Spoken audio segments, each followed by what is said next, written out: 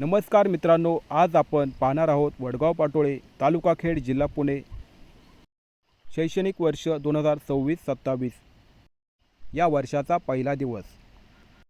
आज महाराष्ट्रातील सगळ्या शाळांचा पहिला दिवस होता। माझ्या परिसरातील सगळ्यात जवळची शाळा वडगाव पाटोळे असल्यामुळे ह्या शाळेची मी निवड केली।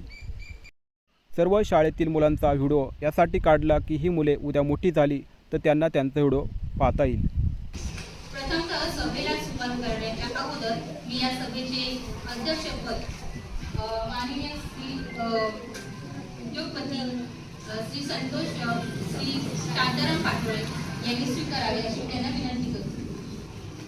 जी विनंती केली त्याला आपल्या सर्वांच्या वतीने माझे पूर्ण अभिनंदन आहे।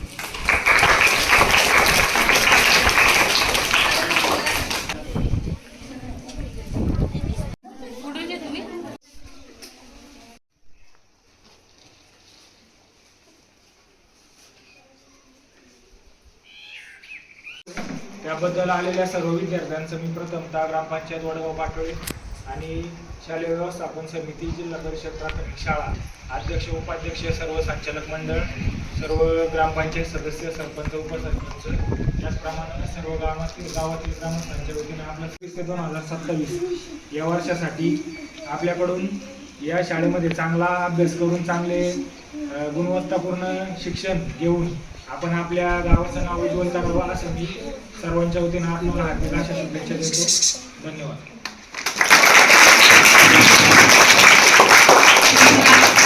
चालू वर्षाच्या शाळेचा तुमचा पहिला दिवस। पहिल्या दिवसाची खासियत हीच की तुम्हाला आता ते नवीन गणवेश मिळणार, वह्या मिळणार, अजून पुस्तकं मिळणार। त्याचा जो सुगंध आहे तो एक वेगळाच असतो, पुस्तकांचा सुगंध वगैरे, नाही का? असं वाटतं 4-5 दिवस अभ्यासच नाही करावा, पुस्तकांचा वास घेत बसावा, एवढं हे राहतं। आणि नवीन जे विद्यार्थी आलेले आहेत आपल्या शाळेमध्ये त्यांना तुम्ही सगळ्यांनी व्यवस्थित मार्गदर्शन करायचं। कारण काय होतं की तुम्ही चांगलं मार्गदर्शन केलं तर त्यांना पुढचं चांगलं हे सवय चांगली राहील। त्यांना कुठं चुकत असेल तर तुम्ही सांगायचं, कारण तुम्ही त्यांचे सिनियर आहे, नाही का? त्यांना सांगायचं बाबा इथं बस, तिथं बस, असं साफसफाई करायची वगैरे। तर आपल्या शाळेमध्ये तुम्ही जे नवीन विद्यार्थी आलेले आहेत, किती आहेत? 13-14 विद्यार्थी आहेत। बाकीचे बी मला नवीन 2-3 ऍडमिशन, 3 ऍडमिशन दिसतात नवीन, 4 ऍडमिशन। तर तुमचंही हार्दिक स्वागत। काही नाही, शाळा एकदम आपली चांगली आहे, मस्तपैकी राहायचं, काही टेन्शन घ्यायचं नाही, चांगला अभ्यास करायचा, तुमचं नाव मोठं करायचं। तुमच्या नावाबरोबर शाळेचंही नाव मोठं होतं, गावचं नाव मोठं होतं। तर सगळ्यांनी आता चालू वर्षामध्ये चांगला अभ्यास करायचा आहे, ठीक आहे? आणि चांगले मार्क पाडायचे आहेत। अभ्यास करा, खेळा, स्पोर्टमध्ये बी भाग घ्या। असं नाही की नुसतं अभ्यास अभ्यास अभ्यास, त्याच्याबरोबर तुम्ही खेळामध्ये बी सहभाग घ्यायचा। खेळामधून बी तुम्हाला चांगले पुढं प्रोत्साहन मिळते। असं काही नाही की तुम्ही नुसतं अभ्यास करा, तर स्पोर्टमध्ये बी भाग घ्यायचा, त्याच्यामध्ये बी नंबर येतात, त्याच्यात तुमचं नाव मोठं होतं, तुमच्याबरोबर शाळेचंही नाव मोठं होतं। तर मी सगळ्या तुमच्या विद्यार्थ्यांचे या चालू वर्षाच्या याच्यासाठी हार्दिक असे स्वागत करतो। तसेच आपल्या सर्व शिक्षक वर्गांचे, तसेच या ठिकाणी आपले जे अध्यक्ष आहेत श्री शांताराम पाटोळे, तसेच आपल्या गावचे सरपंच कुमारशेठ गायकवाड, तसेच संवाद फाउंडेशनचे अध्यक्ष निलेश ढवळे हे या ठिकाणी उपस्थित आहेत।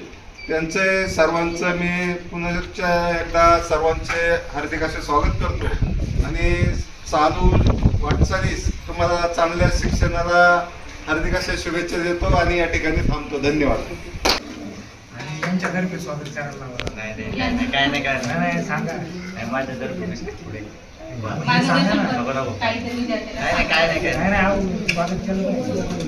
कोण आले हात वर करा। सगळ्या विद्यार्थ्यांचं हार्दिक असं स्वागत करतो पहिलीच्या। याच्या अगोदर 3री ते 7वी हे पहिले यापूर्वी झालेले विद्यार्थी आहेत। मोठ्या शाळांना कसं तुम्हाला येतंय ना तरच आमच्याकडे या, म्हणजे तुम्ही आधी त्या पोरांना तयार करायचं, पालकांनी शिकवायचं, मग आयते विद्यार्थी घ्यायचे त्यांनी आणि त्याच्यावर निवडायचे। तसं मराठी शाळेत नाही। मराठी शाळेत काही न येणारा विद्यार्थी, ज्याला काहीच येत नाही, त्याला तयार करण्याचं कौशल्य हे मराठी शाळेच्या शिक्षकांमध्ये आहे. त्याच्यामुळं तुम्हाला शिक्षणाचा निश्चितच फायदा, इथं शाळेत आल्याचा नक्कीच फायदा होईल आणि तुमची चांगली प्रगती होईल. आता तुम्ही म्हणाल ही शाळा छोटी आहे, इथं काय सुविधा, तर जेवढ्या शक्य आहे तेवढ्या सुविधा तुम्हाला दिल्या जात आहेत. आणि शिक्षकांना विनंती आहे, काही कमी पडत असेल तर तुम्ही सूचना करा. सगळे पूर्ण होतील किंवा न होतील तो पुढचा भाग आहे, पण तुम्ही त्या सूचना करत जा, मला हे कमी पडतंय, ते कमी पडतंय, ते सगळं पुरवण्याचा आम्ही नक्कीच प्रयत्न करू. लहान मुलं म्हणजे देवाघरची फुलं असं उगाच म्हणत नाही, कारण लहान मुले खूप निरागस असतात, आनंदी असतात. बालपण हा प्रत्येकाच्या जीवनातील एक सोनेरी कालखंड असतो. ते सोनेरी दिवस एकदा जगले की परत आपल्याला जगाच्या बाजारात विकत मिळत नाही. त्यामुळे त्या वेळेत आपण त्या गोष्टीचा पूर्ण आनंद घेतला पाहिजे. शिक्षक आणि विद्यार्थ्याचे नाते असे आहे की विद्यार्थी किती मोठा झाला तरी शिक्षकाला कधीच विसरत नाही. कदाचित हीच प्रत्येक शिक्षकाची सर्वात मोठी पावती आहे. पहिल्या दिवशी काही पुस्तके, गणवेश, नवीन विद्यार्थ्यांचे स्वागत, ह्या गोष्टी गावातील सरपंच आणि मान्यवर तसेच शिक्षक वृंदांनी केल्या. गावातील लहान मुले ही गावाची एक संपत्ती आहे, गावाची लक्ष्मी आहे. गावाचे भवितव्य ह्याच मुलावर अवलंबून आहेत. त्यामुळे ही मुले जास्तीत जास्त घडणे हे प्रत्येक शिक्षकाचे कर्तव्य आहे. चांगलं वाईट हा सांग. मोठ्याने बोलायचं जरा. निलेश काका त्यांनी तुम्हाला बिस्किट पुढे दिल्यात, त्याबद्दल शाळेच्या वतीने त्यांचे मनपूर्वक धन्यवाद. त्यांचं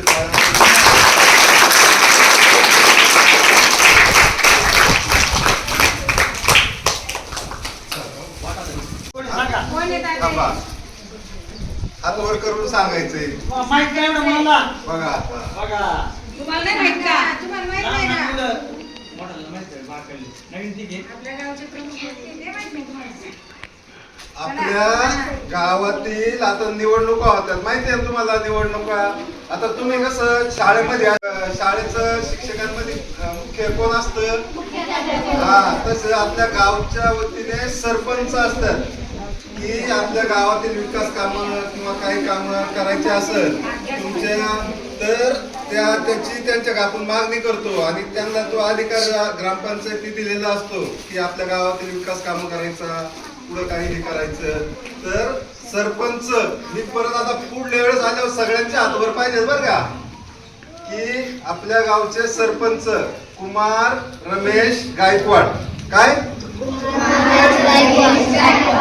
कोण येते, कोण आहे, हा हे ध्यानात ठेवायचं. तुम्ही आपल्या गावात ज्या वेळेस इथं सभा असतात त्यावेळेस ध्यानात ठेवायचं मॅडम काय सांगतात, सरपंच कोण आहे, उपसरपंच कोण आहे, ग्रामसेवक कोण आहे किंवा बाकीचे बी आहेत चेअरमन वगैरे, ह्या बी गोष्टी ध्यानात ठेवायच्या. तुम्हाला पुढं बी विचारलं तरी सांगता आलं पाहिजे आमच्या गावचे हे सरपंच, हे उपसरपंच. कोण आहे? कोण आहे? आणि कोण त्या आहे कोण ते? आहे त्यांचं पद हा? तुमची स्कूल कमिटी असते, गावातून एक स्कूल कमिटी असते की जेणेकरून शाळेला काही सुविधा वगैरे तो